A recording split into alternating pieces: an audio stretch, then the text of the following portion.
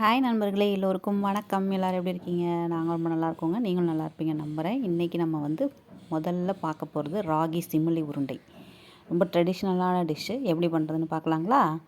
அதுக்கு முதல்ல ராகி மாவு நீங்கள் எந்த கப்பில் எடுத்துக்கிட்டாலும் அதே கப்பில் எல்லாத்தையுமே அளந்துக்கோங்க. நான் இந்த கப்பில் 3 கப் அளவுக்கு ராகி மாவு எடுத்திருக்கேன். சரிங்களா? 3 கப் அளவுக்கு ராகி மாவு அளந்து ஒரு பவுலில் போட்டு கொஞ்சமாக உப்பு, ரொம்ப உப்பு போட வேணாம். இது ஒரு ஸ்வீட் ரெசிபின்றனால கொஞ்சம் உப்பு போட்டுக்கிட்டால் ஸ்வீட் நல்லா என்ஹான்ஸ் பண்ணி கொடுக்கும். அதுக்கு தான் கொஞ்சமாக உப்பு போட்டு போதுமான அளவுக்கு தண்ணி ஊற்றி சப்பாத்தி மாவு பதத்துக்கு பிணைஞ்சு எடுத்துக்கணும். ஓகேங்களா? பிணைஞ்சு எடுத்துக்கலாம்.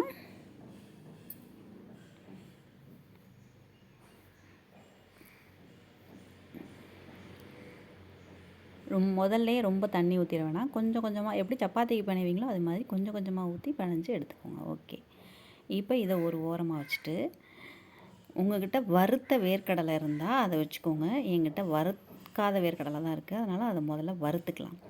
கொஞ்சம் நிதானமான தீயில் வச்சு கொஞ்சம் பொறுமையாக வறுத்து எடுத்துக்கலாம். ஓகேங்களா? வறுத்துட்டு அதை வறுக்கிறது அந்த தோல்லாம் கொஞ்சம் தனித்தனியாக வந்துடும். அது பார்த்தாவே தெரியும். அந்த அளவுக்கு வறுத்து கொஞ்சம் அந்த தோலெல்லாம் நீக்கிக்கலாம். பார்த்தீங்களா? இந்த மாதிரி வந்ததுக்கப்புறம் அதை ஒரு பிளேட்டில் கொட்டி ஆற வச்சுட்டு தோலை நீக்கி எடுத்து வச்சுக்கலாம். சரிங்களா?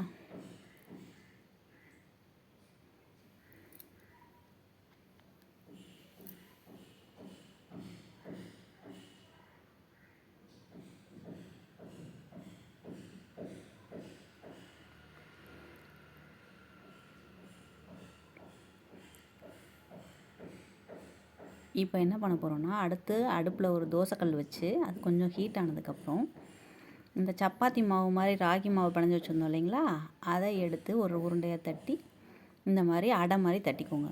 இது பிகினர்ஸ்க்கு இந்த மாதிரி தட்ட வராது, சூடாக இருக்கும். அதனால் நீங்கள் என்ன பண்ணுறீங்கன்னா, ஒரு வாழை இலையோ இல்லை பிளாஸ்டிக் கவர் இருக்கு இல்லைங்களா, அதில் லைட்டாக எண்ணெய் தடவை வேணாம், நெய் தடவிக்கோங்க. அப்போ தான் எடுக்க வரும்.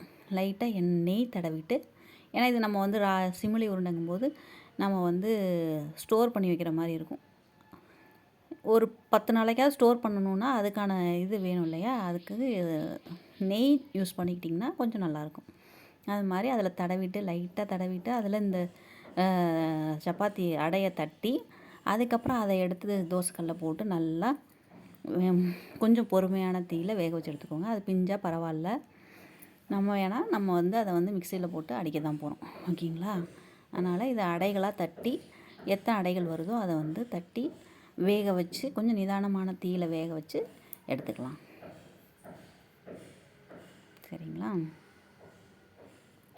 இது ரொம்ப பாரம்பரியமான ஒரு டிஷ் இல்லைங்களா? நம்ம ஊர்லலாம் நம்ம பாட்டிங்கெல்லாம் நமக்கு செஞ்சு கொடுத்துருப்பாங்க. கண்டிப்பாக இதை செய்யுங்க. இதில் நிறைய ராகியில் அயன் கண்டென்ட் இருக்குது. ஸோ அதனால் குழந்தைங்களுக்கு ரொம்ப நல்லது, பெண்களுக்கும் நல்லது, எல்லாருக்குமே ரொம்ப நல்லது. இப்போ நம்ம வறுத்து தோல் நீக்கி வச்சுருந்தோம் இல்லைங்களா நிலக்கடலை, அதில் அதே கப்பில் 1.5 கப் அளவுக்கு எடுத்துக்கிறேன். ஓகேங்களா?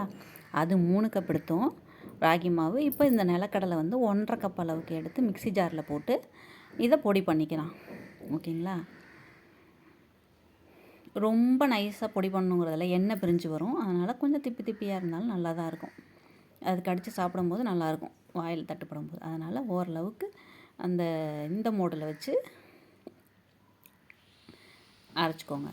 அப்புறமா திரும்ப இந்த அடைகள் நல்லா ஆறுனதுக்கப்புறம் அதை இந்த மாதிரி பிச்சு போட்டு அதையும் மாவாக எடுத்து எல்லாத்தையும் ஒரு பவுலில் ஒன்றா சேர்த்து வெல்லம் எவ்வளோ எடுக்கிறீங்கன்னா, அது 3 கப் எடுத்தீங்க மாவு, 3 கப்பு, இது 1.5 கப் எடுத்தனால வெல்லம்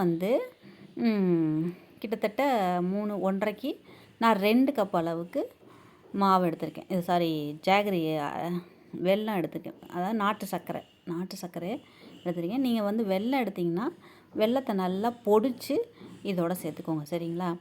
இப்போது இதை எல்லாத்தையும் ஒன்று கலந்து கையில் நல்லா அழுத்தம் கொடுத்து பிணைஞ்சிங்கன்னா நம்மளோட கை சூட்டுக்கு அந்த வெல்லம் இலகும். ஓகேங்களா? இலக்கம் கொடுக்கும். அப்படியே நீங்கள் நல்லா அழுத்தி எல்லா மாவுலையும் நல்லா ஒன்று பட கலந்து அப்புறம் அதை அழுத்தி உருட்டினீங்கன்னா உங்களுக்கு ராகி உருண்டை ரெடி ஆகிடும். செஞ்சு பார்த்துட்டு எப்படி இருக்குன்னு கண்டிப்பாக எனக்கு கமெண்ட் பாக்ஸில் கமெண்ட் பண்ணுங்கள். ரொம்ப ஒரு ஹெல்தியான டிஷ்ஷு. குழந்தைங்களுக்கு ஸ்நாக்ஸ் பாக்ஸுக்கு இதை கொடுத்து விடலாம். அதனால் நீங்கள் 1 வீக்குக்கு செஞ்சு வச்சுக்கலாம். இந்த மாதிரி முன்னாடியே செஞ்சு வச்சுக்கலாம். இந்த மாதிரி செஞ்சு வச்சுக்கிட்டிங்கன்னா ஸ்நாக்ஸ் பாக்ஸுக்கு அந்த நேரத்துக்கு தேடாமல் இதெல்லாம் வந்து கொடுத்து விடலாம். குழந்தைங்களுக்கு நம்ம ஹெல்த்தியாக கொடுத்து விட்ட ஒரு திருப்தியும் இருக்கும். ரொம்ப நல்லது. செஞ்சு பாருங்கள். ஓகேங்களா? ஓகே, ராகி சிமிலி உருண்டை ரெடி. அடுத்து என்ன பார்க்க போகிறோன்னா மாவு உருண்டை நம்ம தீபாவளி டைமில் முன்னெல்லாம் செய்வாங்க இல்லைங்களா? அது எப்படி செய்கிறதுன்னு பார்க்கலாங்களா? அதுக்கு ஃபஸ்ட்டு நான் வந்து 1 கப் அளவுக்கு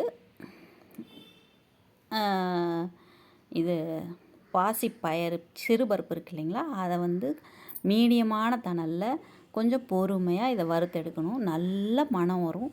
ரொம்ப அருமையான மணம் வரும். இதில் வறுக்கும்போது ரொம்ப அடுப்பை வந்து ஹையில் வச்சு கருக விட்றாதீங்க. அதனால் இது கொஞ்சம் மீடியமான ஃப்ளேமில் வறுத்து எடுத்துக்கோங்க. இதில் இதுதான் மெயின். இதை கொஞ்சம் நல்லா வறுத்து எடுத்துட்டிங்கன்னா நல்ல மணம் வரும். வந்ததுக்கப்புறம் அதை வந்து ஒரு இதில் மாற்றி ஆற வச்சுட்டு அதுக்கப்புறம் அதை நல்லா கூல்டவுன் ஆனதுக்கப்புறம் மிக்ஸி ஜாரில் போட்டு நல்லா நைஸாக அரைச்சிக்கோங்க. உங்களால் எவ்வளோ நைஸாக அரைக்க முடியுமோ அவ்வளோ நைஸாக அரைச்சிக்கோங்க. முன்னாடிலாம் வந்து தீபாவளி டைமில் மட்டும்தான் செய்வாங்க. அப்போ ஒரு நிறைய குவான்டிட்டி எடுத்துகிட்டு போய் மில்லில் கொடுத்து ரைஸ் மில்லில் கொடுத்து அரைச்சிப்பாங்க. இந்த அரைக்கிறாங்கள்ல அந்த மில்லில் கொடுத்து நல்லா அரைச்சி எடுத்துகிட்டு வருவாங்க. நல்லா நைஸாக இருக்கும். இப்போ அந்த மாதிரியான இதுவே சிஸ்டமே மாறிடுச்சுன்னு தான் சொல்லணும். அப்பப்போ செஞ்சுக்கலாம் இல்லையா? அந்த மாதிரி ஆயிடுச்சு. ஸோ அதனால் மிக்ஸி ஜாரில் எவ்வளோ நைஸாக அரைக்க முடியுமோ அவ்வளோ நைஸாக அரைச்சிக்கோங்க. அரைச்சதை ஜலிச்சுக்கோங்க. நல்லா நைஸாக இருந்தால் தானே மாவு உருண்டை நல்லாயிருக்கும். அதனால் நான் அதை வந்து அரைச்சிக்கோங்க. சலிச்சுக்கோங்க. நல்லா நைஸாக அரைச்சதுக்கப்புறம் சலிச்சுக்கோங்க. அப்புறம் நம்ம எந்த கப்பில் சிறுபருப்பு அளந்தோமோ அதே கப்பில் 1/2 கப்புக்கு கொஞ்சம் மேலே சீனி எடுத்துக்கோங்க. இதுவே கரெக்டாக இருக்கும். நீங்கள் ரொம்ப இனிப்பு சாப்பிடுவீங்கன்னா 3/4 கப் எடுத்துக்கலாம். 1/2 கப்பே தாராளமாக போதுமான இனிப்பு. அதையும் அதோட கலந்து பொடிச்சு அதோட கலந்துக்கோங்க. சரிங்களா? இப்போது நெய் வந்து நம்ம வந்து 1 கப் எடுத்தோமா, இது அதில் 1/2 கப்புக்கும் கொஞ்சம் கம்மியாகவே நெய் எடுத்து உருக்கி அதை வந்து இந்த மாவோட கலந்துருங்க. மாவில் ஊற்றி கொஞ்சம் அப்படியே எல்லா மாவுலையும் படுற மாதிரி கொஞ்சம் ஒன்று சேர்த்து கலந்துக்கணும். முதல்ல உருக்குனோடனே ஊற்றுனீங்கன்னா கொஞ்சம் சூடாக இருக்கும். கொஞ்சம் வெதுன்னு ஆனதுக்கப்புறம் நீங்கள் ஊற்றுனீங்கன்னா கரெக்டாக இருக்கும். ஊற்றிட்டு எல்லா மாவுலையும் படுற மாதிரி நம்ம கை வச்சு கலந்து விட்டுறணும். கலந்துட்டு எல்லா மாவுலையும் நல்லா கலந்ததுக்கப்புறம் நம்ம கை வச்சு அழுத்தி பிடிச்சோம்னா மாவு உருண்டை முதல்ல நம்ம கொஞ்சம் வெளியில் கொஞ்சம் உடஞ்சி வர மாதிரி ஒரு ஃபீல் இருந்தால் கூட நீங்கள் அழுத்தி பிடிக்க அது வந்து அழகான ஒரு ரவுண்ட் ஷேப்புக்கு நமக்கு கிடச்சிரும். அது மாதிரி பார்த்து பண்ணிக்கோங்க. சரிங்களா? நான் இப்போ எல்லாத்தையும் ஊற்றிட்டேன். கரெக்டாக இருந்தது எனக்கு. நெய் நான் வந்து முதல்ல ஒரு வேளை கம்மியாக இருக்குமோ அப்படின்னு சொல்லிட்டு முதல்ல கொஞ்சம் மாவை எடுத்து வச்சுட்டு நான் ஊற்றினேன். ஆனால் அந்த மாவையும் போட்டதுக்கப்புறம் சரியாக இருந்தது. அந்த நெய், மாவு, சீனி எல்லாமே சரியாக இருந்தது. இதுக்கு வந்து ஏலக்காய்லாம் தேவையில்லை. ஏன்னா பாசிப்பருப்போட மணமே ரொம்ப நல்லாயிருக்கும். அதனால் இந்த 3 பொருளே போதும். நெய் தான் கொஞ்சம் செலவாகும். ஆனால் நெய்யும் பசங்களுக்கு கொடுக்கறதுக்கு ரொம்ப நல்லது. வளர்கிற பிள்ளைங்க நெய் சாப்பிடணும். நம்மளுமே நெய் டெய்லியும் 1 ஸ்பூன் எடுத்துக்கணுங்கிறாங்க. அதனால் நெய் வந்து இந்த அளவுக்கு ஊற்றிக்கிறது நல்லது தான். ஓகேங்களா? அதனால் இந்த மாதிரி அழுத்தம் கொடுத்து பிடிச்சிங்கன்னா கண்டிப்பாக அழகான ஒரு மாவு உருண்டை உங்களுக்கு ரெடி ஆயிடும். ரொம்ப நல்லது. இந்த தீபாவளிக்கு நீங்கள் செஞ்சு பாருங்கள். சரிங்களா? எப்படி கரெக்டாக வந்துச்சா? இன்னொன்று கூட நான் உங்களுக்கு பிடிச்சி காட்டுறேன். முதல்ல உங்களுக்கு ஃபஸ்ட்டு கொஞ்சம் மாவு கொஞ்சம் கூடவே எடுத்து நல்லா அழுத்தி பிடிச்சிங்கன்னா கொஞ்சம் கொஞ்சம் கொட்டும். இருந்தாலும் நீங்கள் பிடிக்க நல்லா அழுத்தம் கொடுத்து பிடிக்க நல்லா கெட்டியாயிடும். அழகான ரவுண்ட் ஷேப்பாக உங்களுக்கு மாவு உருண்டை கிடைக்கும். ஓகேங்களா?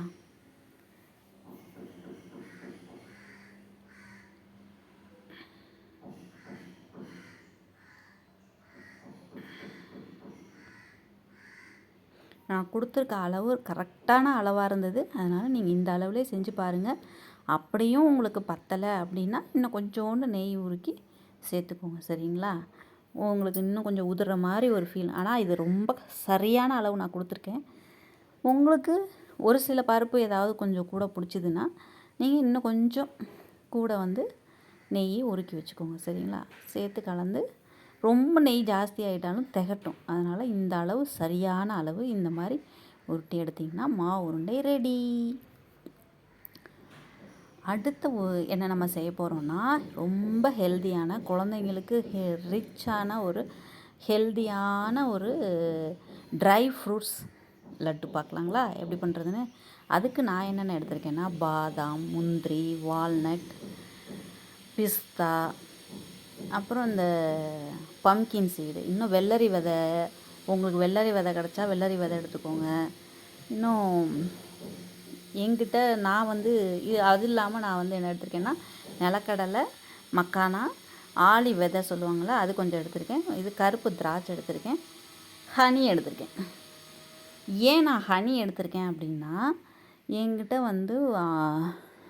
அத்திப்பழம் இல்லை, அத்திப்பழமும் இல்லை, பேரிச்சம்பழமும் இல்லை. அதனால் நான் இந்த ஹனி எடுத்திருக்கேன். நீங்கள் உங்கள்கிட்ட பேரிச்சம்பழமும் அத்திப்பழமும் இருந்தால் கண்டிப்பாக சேர்த்துக்கோங்க. ரொம்ப ரொம்ப நல்லது. அத்திப்பழம்லாம் ரத்தம் ஊறுறதுக்கு ரொம்ப நல்லது. அதனால் இதெல்லாம் எடுத்து வச்சுக்கோங்க ரெடியாக.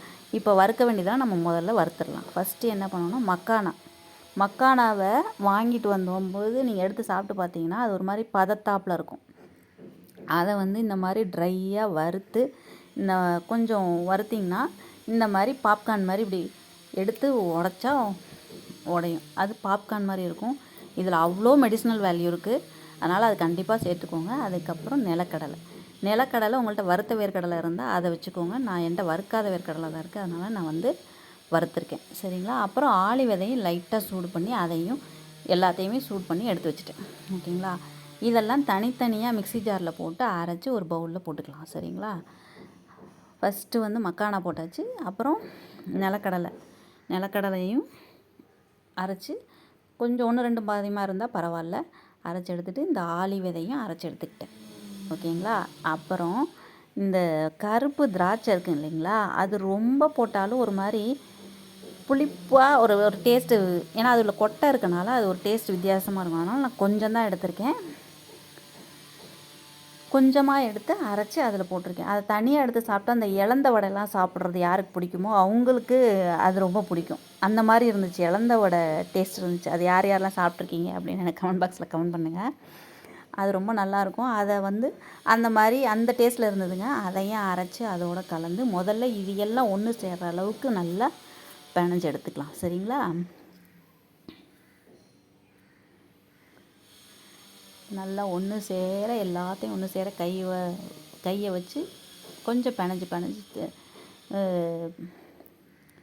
இது பண்ணிங்கன்னா எல்லாம் ஒன்று சேர்ந்துடும். அதுக்கப்புறம் இந்த நம்ம எடுத்து வச்சுருந்தோம் இல்லைங்களா ட்ரை ஃப்ரூட்ஸு, அது எல்லாத்தையும் குட்டியாக நான் கட் பண்ணி வச்சுருக்கேன். இது வாயில் தட்டுப்படும் போது நல்லாயிருக்கும். அதனால் இந்த மாதிரி நான் கட் பண்ணி வச்சுருக்கேன். இல்லை உங்கள் பசங்க சாப்பிட மாட்டாங்க, என் பொண்ணு சாப்பிட மாட்டா, இந்த மாதிரி சாப்பிட மாட்டாங்க அப்படின்னா இதை நீங்கள் இதையுமே நீங்கள் மிக்ஸி ஜாரில் ஒன்று ஒன்றா தனித்தனியாக அரைச்சி எடுத்துக்கோங்க. சரிங்களா? நான் இந்த மாதிரி கட் பண்ணி வச்சுருக்கேன். கொஞ்சம் கொடுத்து பார்ப்போம் சாப்பிட்டு பார்க்குறாளா என்னன்ட்டு. அடுத்த தடவை சாப்பிட்லன்னா நான் இந்த மாதிரி அரைச்சி தான் பண்ணணும். ஓகே.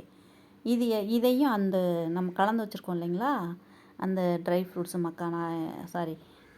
கிரேப்ஸு மக்கானா அந்த கலவையோட இந்த ட்ரை ஃப்ரூட்ஸையும் அதில் போட்டு கலந்து எல்லாத்தையும் ஒன்று கலந்ததுக்கப்புறம் இப்போ நீங்கள் பேரிச்சம்பழமும் அத்திப்பழமும் போட்டிங்கன்னா அவ்வளோதான். அதை வச்சே கலந்தால் அழகாக பிடிக்க வந்துடும். என்கிட்ட பேரிச்சம்பழமும் அத்திப்பழமும் இல்லாதனால இது கொஞ்சம் ட்ரையாக இருக்குது பார்த்தீங்களா. இதில் நம்ம நான் ஹனி சேர்த்துருக்கேன். தேவையான அளவுக்கு ஹனி சேர்த்து இப்போ நான் பிடிக்க போகிறேன். இப்போ நீங்கள் இந்த ட்ரை ஃப்ரூட்ஸ்லாம் ஹனியில் ஊற வச்சு சாப்பிட்டா எப்படி இருக்கும், அந்த ஒரு மாதிரி இது வந்து வருங்கிறனால நான் இந்த மாதிரி ஹனி போட்டிருக்கேன். இதில் மெயினாக முக்கியமாக வந்து பேரிச்சம்பழமும் அத்திப்பழமும் கண்டிப்பாக போடணும். இல்லாதனால நான் வந்து ஹனி சேர்த்துருக்கேன். ஓகேங்களா. இப்போ இது எல்லாத்தையும் தேவையான அளவுக்கு கலந்துட்டு இப்போது நான் பிடிச்சி பார்த்து அதுக்கு தகுந்த மாதிரி தேன் ஊற்றி இப்போ பிடிச்சிக்கிறேன். ஓகேங்களா. பிடிச்சி இந்த மாதிரி உருண்டை எடுத்திங்கன்னா ரொம்ப ஹெல்த்தியான ரிச்சான குழந்தைங்களுக்கு ரொம்ப ரொம்ப குழந்தைகளுடைய மூளை வளர்ச்சிக்கு உடல் வளர்ச்சிக்கு எல்லாம் ரொம்ப யூஸ்ஃபுல்லான ஒரு இது லட்டு. இந்த லட்டை கண்டிப்பாக மிஸ் பண்ணாமல் செஞ்சு பாருங்கள். செஞ்சு பார்த்துட்டு பசங்க கண்டிப்பாக பிடிக்கும். சாப்பிட்டுட்டு எப்படி இருக்குன்னு எனக்கு கமெண்ட் பாக்ஸில் கமெண்ட் பண்ணுங்கள். சரிங்களா. அது இல்லாமல் என் சேனல் உங்களுக்கு பிடிச்சிருந்தா கண்டிப்பாக லைக் பண்ணிக்கோங்க, சப்ஸ்கிரைப் பண்ணி வச்சுக்கோங்க, உங்கள் ஃப்ரெண்ட்ஸ் அண்ட் ஃபேமிலிக்கு ஷேர் பண்ணி விடுங்க. நான் எல்லா லட்டும் பிடிச்சாச்சு. இதை வந்து நம்ம ஸ்டோர் பண்ணிக்கலாம். ஒரு 10 days to 15 days நம்ம கண்டிப்பாக ஸ்டோர் பண்ணி வச்சுக்கலாம். ரொம்ப நல்லாயிருக்கும். அடுத்து நம்ம பார்க்க போகிறது கம்பு லட்டு. கம்பு லட்டு இது எப்படி செய்கிறதுன்னு பார்க்கலாங்களா.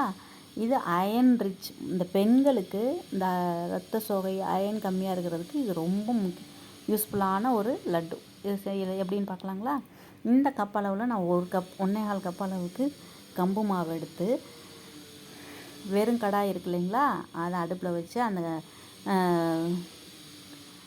அடுப்பு ஸ்லோ ஃப்ளேமில் வச்சு கொஞ்சம் பொறுமையாக வறுத்து எடுத்துக்கணும். கருகி போச்சுன்னா டேஸ்ட் மாறிடும். அதனால் இது லைட்டாக ஒரு மணம் வரும். அந்த மணம் வந்தோடனே கொஞ்சம் இப்படி தொட்டு பார்த்திங்கன்னா சூடு ஏறி இருக்கும். அந்தளவு போதும். மிதமான தீயில் வச்சு கொஞ்சம் பொறுமையாக வறுத்து எடுத்துக்கோங்க. வறுத்ததுக்கப்புறம் அதை எடுத்து ஒரு பவுலில் கொட்டி ஆற வச்சுருங்க. அதே எந்த பவுலில் நீங்கள் வந்து கம்பு மாவு எடுத்தீங்களோ அந்த பவுலில் இப்போ 1 கப்புக்கு 1/2 கப் அளவுக்கு பொட்டுக்கடலை மாவு நான் இப்போ இதில் சேர்த்துருக்கேன். ஆனால் நீங்கள் வந்து உங்கள்கிட்ட நிலக்கடலை இருந்துச்சுன்னா கண்டிப்பாக நிலக்கடலை பவுடர் சேர்த்துக்கோங்க. அது இன்னும் கூட ஹெல்த்தியான ஒரு ஆப்ஷன். ஓகேங்களா. அதனால் கொஞ்சம் மிதமான தீயில் நல்லா வறுத்து கொஞ்சம் டைம் எடுக்க தான் செய்யும். வறுத்து எடுத்து ஒரு பவுலில் கொட்டிக்கலாம். ஓகேங்களா.